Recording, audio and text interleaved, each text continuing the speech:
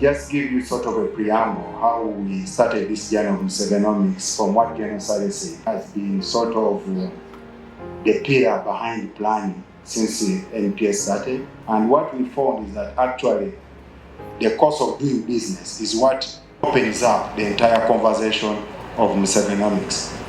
It's mainly around financial, regulatory, and logistical issues that ensure that what the president aspires is realized. Musevenomics at the root cause is actually the individual person. That what enrollers Musevenomics at the core is the common Ugandan.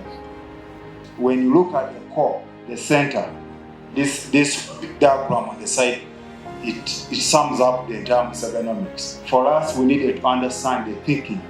What does the man think in the policies he makes? The core is the common person in Kiruhura, in Butareja, where I come from, in ensuring that how is his wealth being multiplied.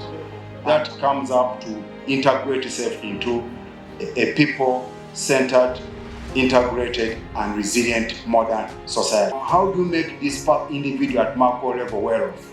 It comes up to the next crux is you try to utilize the resources he has. And these resources are mainly the factors of production, that is labor. For those who are poor, at least they have the manual labor to deliver. It's the capital. For those who have capital, then it's the land that I'll be talking production. For them to be able to deliver the integrated wealth you need for an individual and generally the economy, you need science, and that's the knowledge economy. And the president goes on far to tell us how we missed out as a country when the revolutions were happening in other countries. This cannot happen without the right, what we call the foundation, that is infrastructure, health of the people, governance and security, education. And for this to happen, therefore, then you're able to unlock the production that comes through commercial agriculture, industry, services, and ICT. But ultimately, for money to come to people's pockets, you must be looking at the market. So the market is both not only internal, but that's when we talk about Pan-Africanism. Because Uganda alone cannot produce what the entire, if it produces, it needs a market to be able to make the money that you require as a citizenship. Now, part of the entire Musevenomics is mainly about bringing money into people's pockets. The common Uganda, how do we ensure money comes into people's pockets? So, and how do these people use these factors of production through science and technology to deliver for the market? If you are going to make resources, you are going to make people well off, they must be engineered to ensure that they are producing for the market. Therefore, if we deliver this diagram, we are able to generate the wealth creation as a nation and then generate the high output and surplus in order to drive the Musevenomics. The cost of production is the engine through which is the oil that lubricates the efficient use of the existing resources we have as a country to be able to produce competitively for the market and be able to build the integrated and the resilient economy that the president has been aspiring. We need to unlock the binding constraints. And these binding constraints are in the infrastructure. We need to be ensured to unlock the infrastructure. We need to ensure we unlock ICT. We need to ensure we unlock regulatory efficiency and taxes.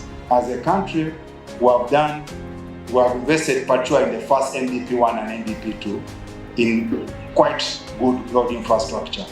If you look at the numbers on top there, if you compare the road volume we had in 1986, it has increased over 7-fold.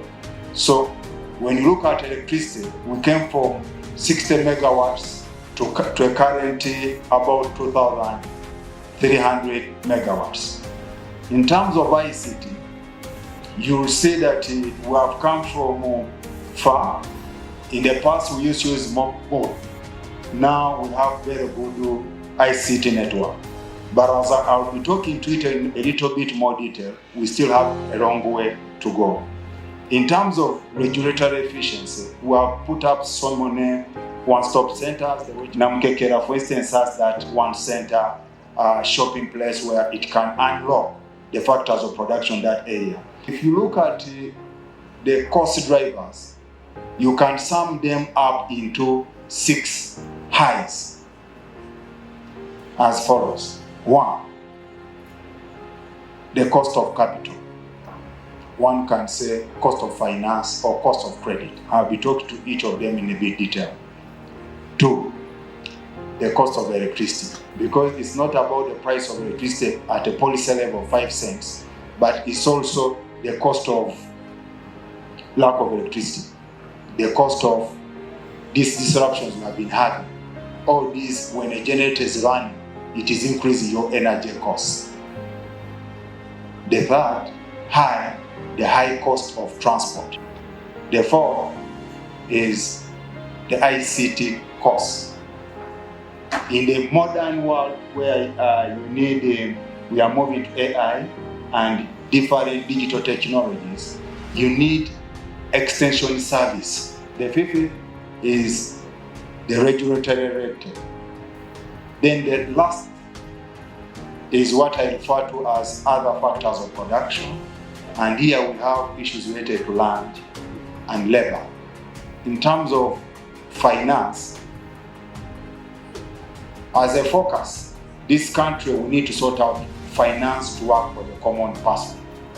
In the next high is the issue of high energy costs.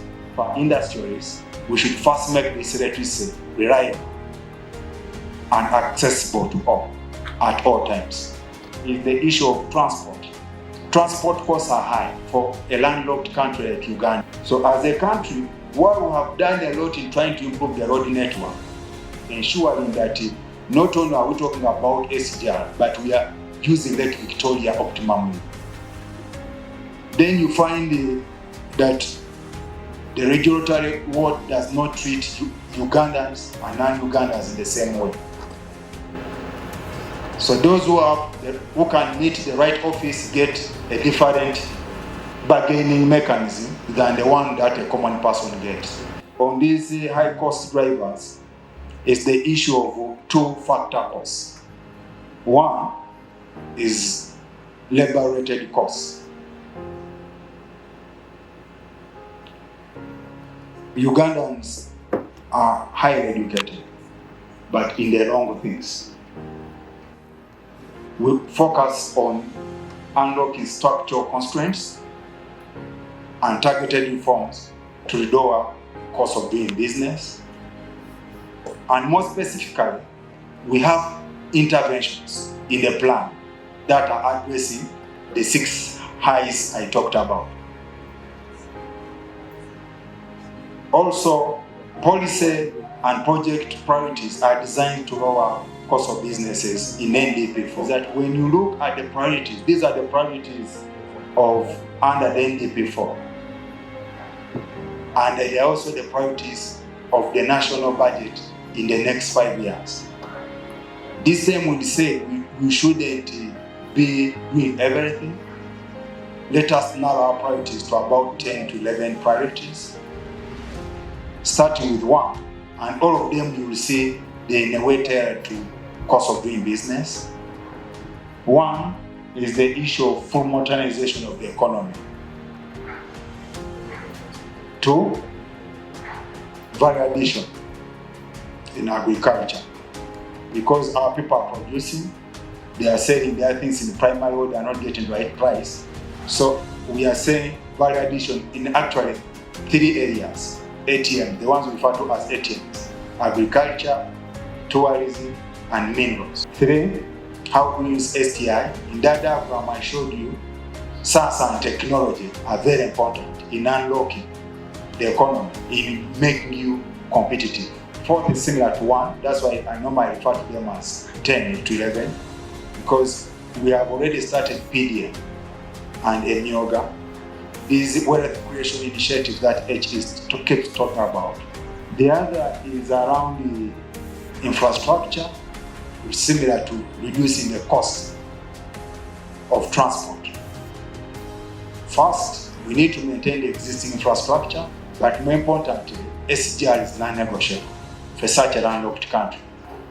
Reducing the cost of credit, and here it's not about to UDB alone, because this cost of credit is a very big issue, that if you unpack just finance alone for this country, then among those priorities, you'll find that we need to sort out, of course, the labor and health issues, the cost-effective solutions in ensuring that our population is healthy and are well educated. Because as a country we are struggling with the debt, we are prioritizing how do we generate revenue locally to sort out debt issues, creative industry and sports. Because our younger people, majority are going into that area, you cannot neglect the creative industry, the film industry, music, and then the sports, Greater Kampala metropolitan area. If you are going to sort out cost of doing business in this country, you must sort out Kampala. It's our face, it's the face, the city room of Uganda starts communicating as such, so that when an investor comes into this country, he's willing to bring all his money here. For us to achieve this, we need to sort out the high cost of doing business, the 6 highs. And I'll repeat myself. 1, transport, high transport costs. 2, high electricity costs. 3, high ICT costs. 4, cost of finance. 5, the high regulatory barriers that are failing our people.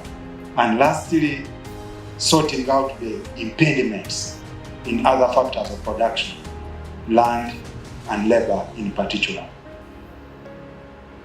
The NDPIV has proposed a few interventions, and through the budget, we sit closely with Minister of Finance.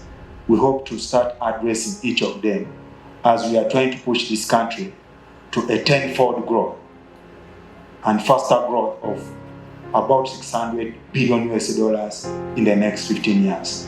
Thank you very much.